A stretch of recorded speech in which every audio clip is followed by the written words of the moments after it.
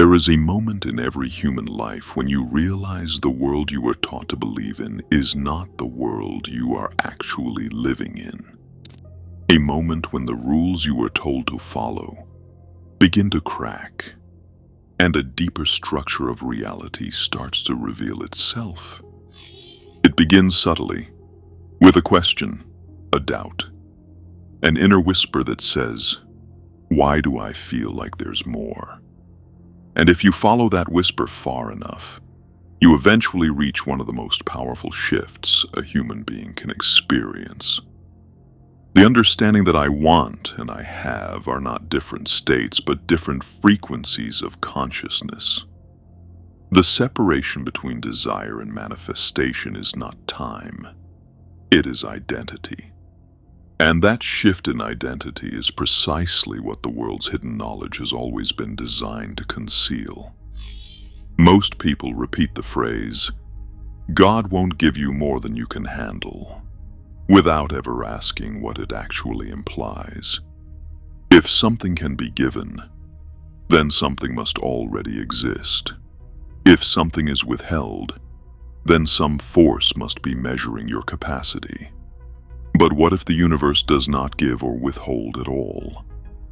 What if everything you could ever ask for already exists in the field right now? And the only difference between experiencing it and not experiencing it is the state of consciousness you occupy. This idea is not wishful thinking. It is a direct consequence of a deeper truth. Reality is not built in a straight line. It is layered, simultaneous, multidimensional. Every version of you, every timeline, every possibility already exists as a pattern in the fabric of consciousness. You do not manifest by begging for what you lack. You manifest by aligning with the version of yourself that already has it. This is why the shift from "I want" to "I have" is not linguistic. It is ontological. When you say "I want," you are declaring separation. You are affirming distance. You are identifying as the version of you who does not have. And consciousness, which always mirrors your internal state, reflects that identity back to you. You receive the experience of wanting because that is what you are. Consciousness does not judge. It does not analyze. It does not decode subtle intentions hidden in your words. It responds to your state. It mirrors your assumptions. It amplifies your underlying belief. It gives you exactly what you are being. This is why desire, when rooted in lack, becomes a trap. It keeps you orbiting the same reality while convincing you that you are reaching for a new one. When you declare "I have," you are not lying. You are tuning. You are shifting your vibrational identity toward the version of yourself that already exists in the field. You are collapsing the distance between where you are and where you wish to be, not through effort, but through alignment. This is the part of reality the world hides the most. You do not attract what you want. You attract what you are.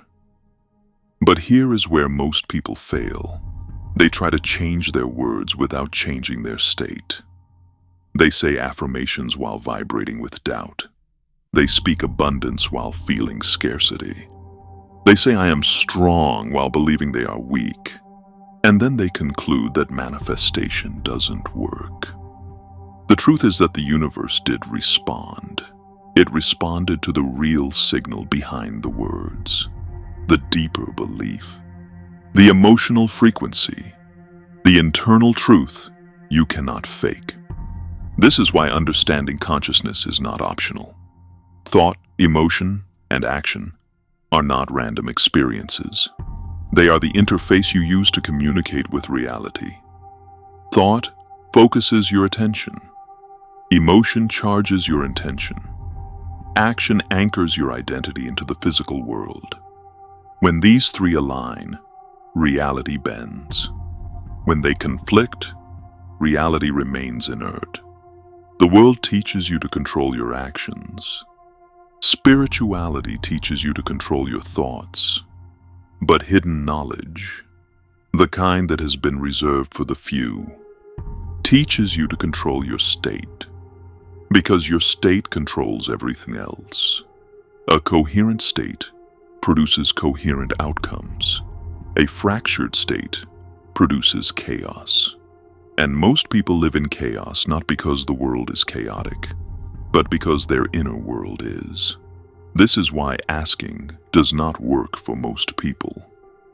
They ask from a place of emptiness. They pray from a place of fear. They speak from a place of lack. And the universe answers correctly, not to their words, but to their being. When someone says, "I want more money," they are not declaring abundance. They are declaring that money is not present. When they say, "I want love," they are declaring loneliness. When they say, "I hope things get better," they are declaring that things are not good. And consciousness mirrors the declaration. The secret is that the universe always says yes. If you say, "I am tired of my life," the field says yes. If you say, "Nothing works for me," the field says yes. If you say, "Everything I touch turns to failure," the field says yes. Not because it is cruel, but because it is neutral. It does not decide for you. It reflects you. This is why the most powerful people in history did not ask for what they wanted. They embodied it. They behaved as though it was already true. They aligned their internal world until reality had no choice but to reorganize around them.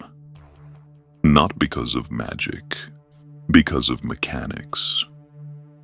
To understand these mechanics, you must understand the subconscious. Your subconscious is not a storage system. It is the operating system. It determines what you believe is possible, who you believe you are, and how reality responds to you. Most of your life is dictated not by conscious thought, but by subconscious programming you absorbed as a child. You were taught what to fear, what to doubt, what to avoid, what to expect.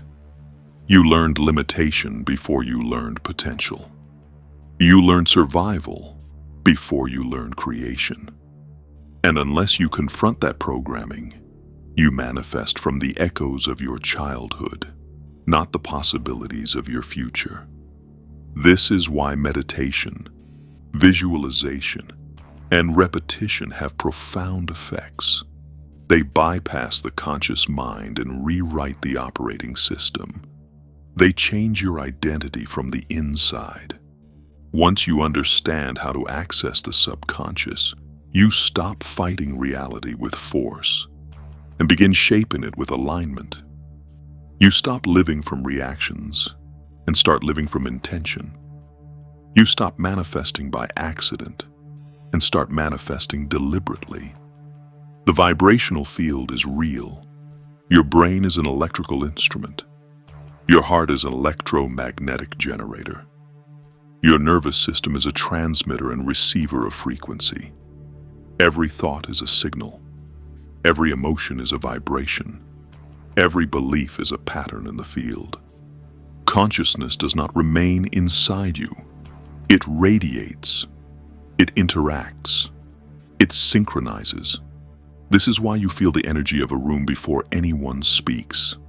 This is why calm people create calmness in others. This is why anxious people radiate instability. Humans synchronize, like metronomes. We entrain to the strongest field. And you are influenced far more by your environment than you realize. But here is the part no one tells you. You can become the dominant field. You can become the center that everything else synchronizes to. You can become the one whose frequency dictates the tone of the environment. This is what true presence is. Not charisma, not charm, but coherence. And coherence begins with breaking your internal limitations. Every time you say to yourself, I can't, I'm not enough, I'm not capable, you reinforce an identity that binds you. You build a prison with your own beliefs.